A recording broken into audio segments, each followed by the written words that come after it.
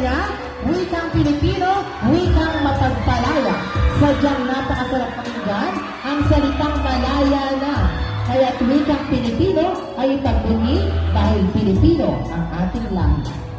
Siya bilang isang kalahok sa batimpalak na ito, ang kasuotan niya ay isang barong Tagalog, isang bordadong formal na kasuotan ng mga kalalakihan sa ating bansa na karaniwan ay gawa sa tela ng pinya. May design itong watawat ng Pilipinas na ginamitan naman ng satin na tela.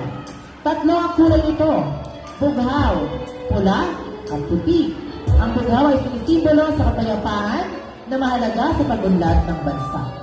Ang pula ay para sa kalitingan na magpapaalala sa matatag na kalooban ng mga mamamayan. At ang puti ay para sa kalinisan ng puri at dangal ng mga Pilipino. Ang tatlong bituin ay kumakatawan sa tatlong pulo ng Pilipinas, ang Luzon, Visayas at Mindanao. Mga pulungan ito, nagbuklod ng wikang Pilipino.